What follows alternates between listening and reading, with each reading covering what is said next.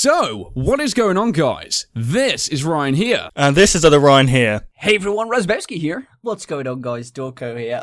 And today we're back for once again another Theory Thursday, so we're going to be discussing the newest image on ScottGames.com. Now, to you guys, what does this new image represent? Well, first of all, we need to know who this is, and obviously from Scott's IndieDB page, is that right, IndieDB? Yeah, that's the it. one. Yeah, that's the one. Yeah, it's been named Nightmare Bonnie, so we know this to be like either a new set of animatronics or previous animatronics that have been modified to look the way they do now. Yeah, and it's great that we've got Bonnie in the game as well, because Bonnie has been a staple to the game so far, and it's a little bit of a shame we didn't see the original Bonnie in Five Nights at Freddy's 3. We did have Springtrap, which was Golden Bonnie, but this looks like it's more towards the traditional Bonnie that we know and love, the purpley version of him. As you can see, it's got the same style as the old teaser of Freddy. It's got the same, if you remember last time, we always thought that it did have 5 fingers or 4 fingers, but it's now confirmed that they both have 5 fingers. They've got the same sharp nails, they've got the same sharp teeth. They look in the same withered state as well as each other. Yeah, I think this newest image was quite interesting because there was a lot of controversy originally about the 5 fingers, wasn't there? Because on the Freddy guy, you can actually see the 5 fingers, so this guy looks like he's almost been posed in such a manner where it's really obvious he's definitely got the 5 fingers. Yeah. So, there's going to be less confusion with the community. And I suppose that leaves a lot of questions towards the endoskeleton and just the generation of these animatronics, because it seems like after sort of Five Nights at Freddy's 2, that's kind of when the generations went to these 4-fingered animatronics and the 5 fingers dissipated. So, yeah, it definitely makes me think that maybe these guys are from the past rather than, the present. I don't know, I was thinking maybe it could just be, because apparently Nightmare is a very important factor in what we're seeing. So the fact that that's really important. I mean, I know Raz done a video that a subscriber sent into him basically saying that the Five Nights at Freddy's 4 will be from the standpoint of the victim of the Bite of 87 in an induced coma who's experiencing these nightmares. So I don't know, I think that maybe your mind is going to play a lot of a huge factor in this game, I believe. Yeah.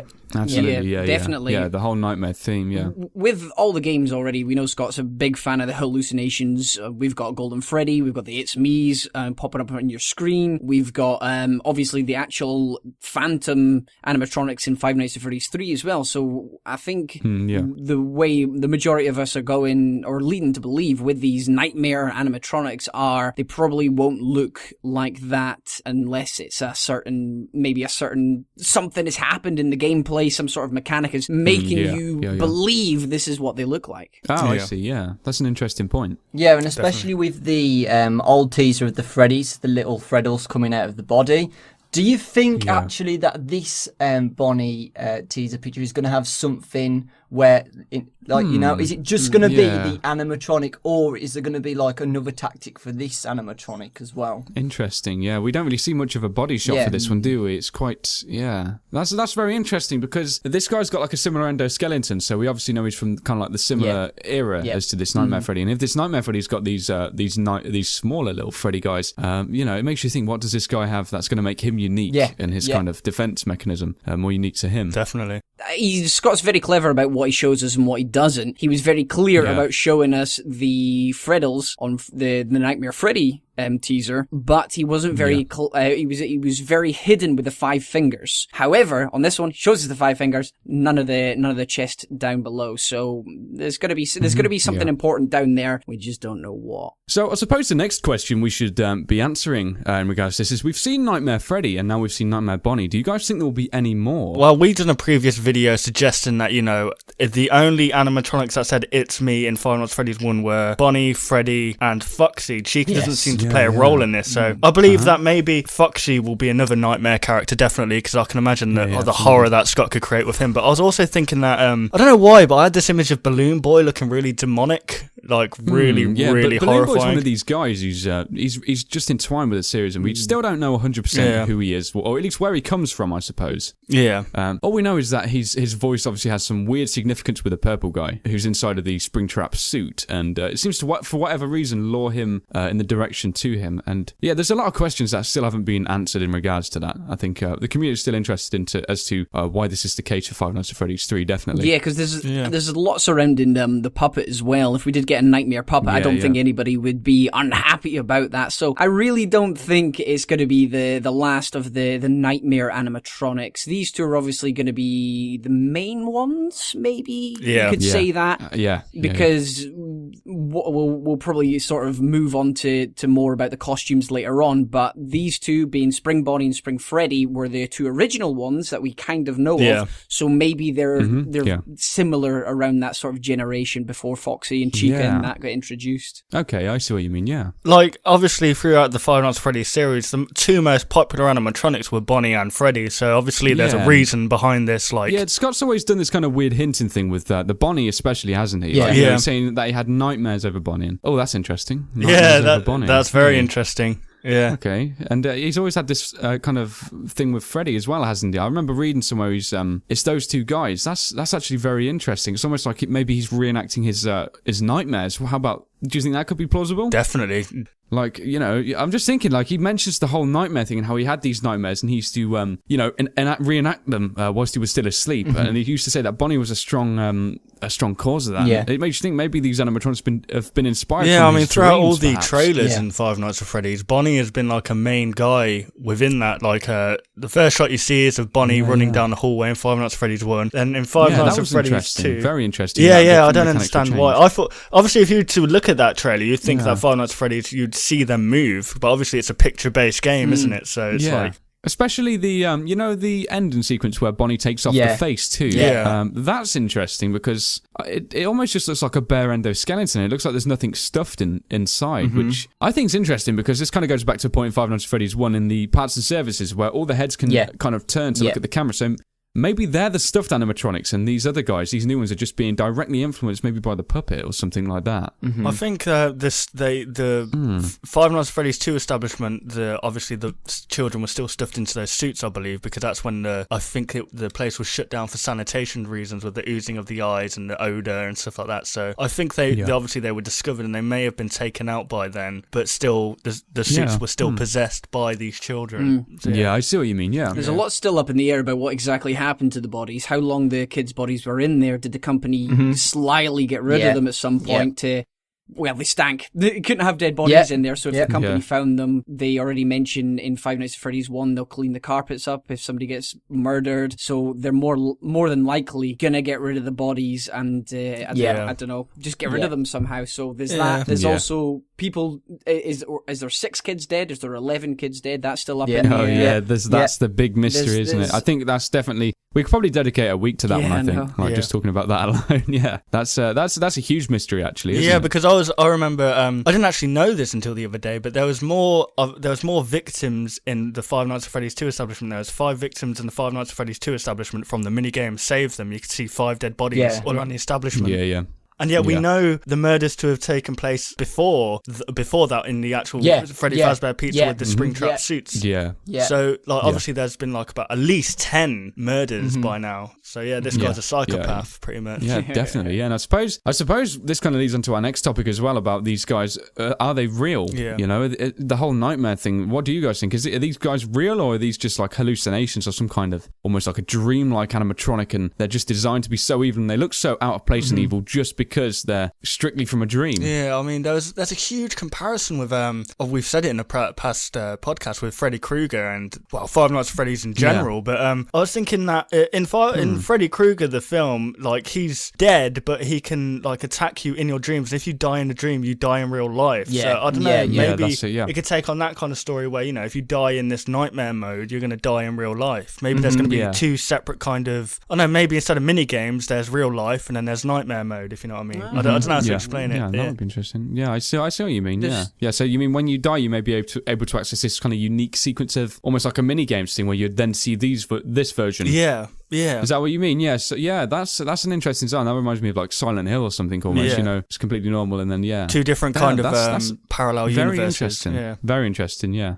I really hope they are real, because I think that would be even scarier if somebody has modified them, whether it's the Purple Man, whether it's somebody else that wants to go around killing people. Because I think then the biggest question everyone will be asking is, how the hell did no one see this happening? Yeah, because I mean, if these suits have been retired at some point, then somebody with access to the buildings, like a guard who has access to all the safe rooms, has the parts and services, could easily modify them to whatever way they want, and maybe they could do it that way. Or perhaps, if Scott wants to add a different mechanic in, but along a similar line as he already has done, is if you have some kind of, I don't know, like a sleep meter, whether you got to, if they are nightmares, you're working the night shift, perhaps you're getting tired, and I don't know, you have to pound espressos. Okay. Just something to keep you awake. Maybe the type of scenario you're in, you're tired and start hallucinating, and this could be where the nightmare feature comes into it. But I don't know, that could be quite a stretch. But Dawko has a great theory on the costume side of things. Yeah. Okay. So if you remember in Five Nights at Freddy's 3, you get the recordings of Phone Guy. Now, there's something really, really interesting in what he says, and this is after the Springlock costumes have been taken away to be repaired.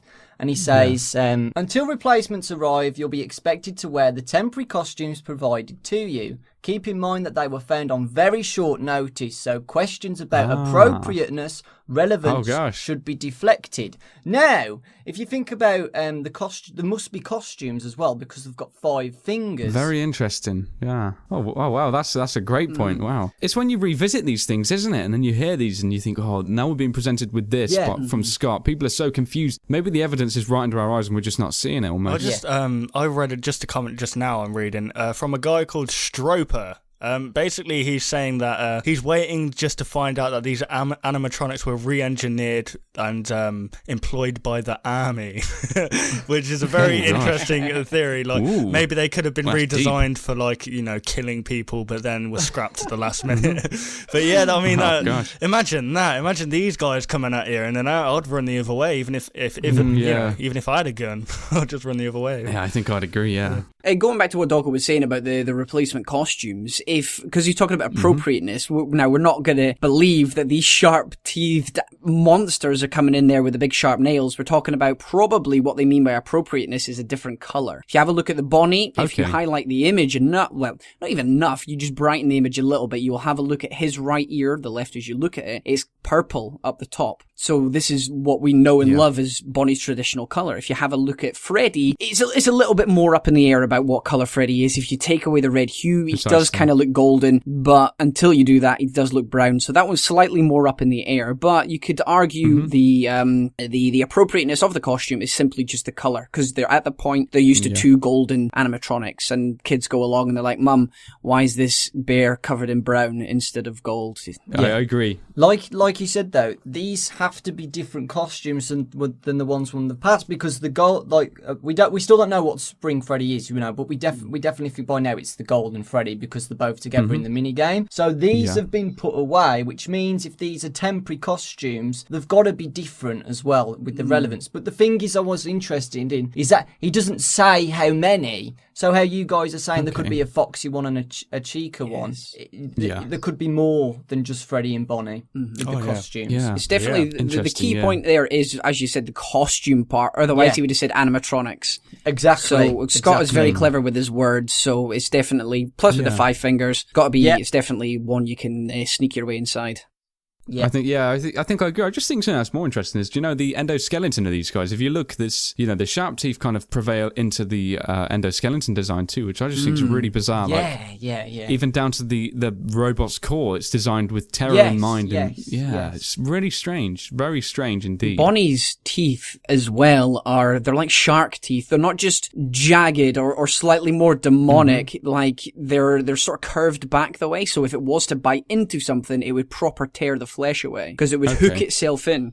But the thing is about the realism as well, like, if this is to do with the bite of 87, and like you said, it's someone hallucinating this stuff, there's a really good theory about that we're going to play as the victim of the bite, and because he's been bitten, he might imagine the animatronics to have much sharper teeth and scarier, because he's the victim. Like how, I don't know if you, like, I've saw things about people like exaggerating more over things if they've been affected by it in the past. You know, Yeah. It's like fear taking over. Yeah. what is it? Yeah, absolutely. Well, it's not PT, it's PTSD. Is that right?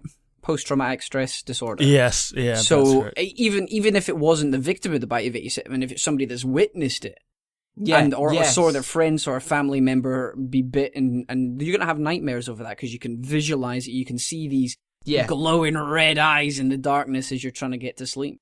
Yeah.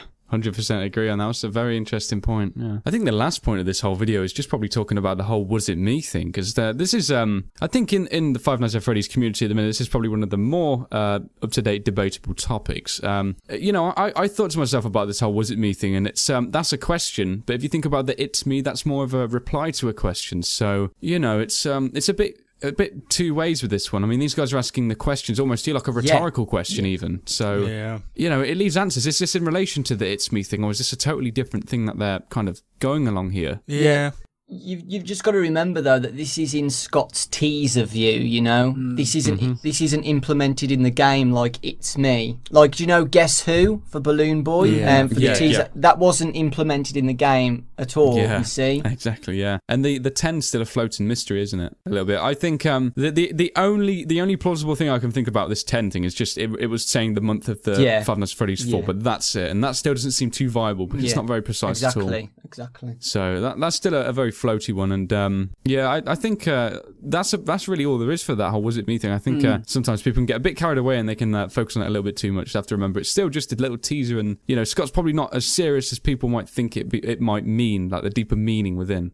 No, so I was just thinking that, you know, it could be something within Five Nights at Freddy's 4 that we don't even know about yet. I mean, there could be a certain thing that happens within the game that maybe the phone guy tells you about, and like they're there trying to figure it out whilst the game's going on. Maybe more or less something like something gets salvaged within the night or something. Yeah, that's what I mean. And maybe it's maybe for all we know, it could be we haven't heard these phone guy dialogues. They could be like, you know, saying, one of the animatronics has been doing this and we can't figure out which one it is, and then the "was it me" straight away falls into that category. It can answer a whole multitude of questions, and I think understanding it may not just relate to the "it's me" solely is quite important with this whole thing. It's like the way he likes to put double meanings in a lot of things as well and keep us guessing. At the moment, it's basically just pointing to the bite of 87, which is the animatronic that's done it. It sounds like we're going to be, whether we're based in 87 or the mini games are based in 87, we're going to find out potentially who done the bite of 87. If you go into the source code again for this picture, the 8s and the 7s are back. Just don't go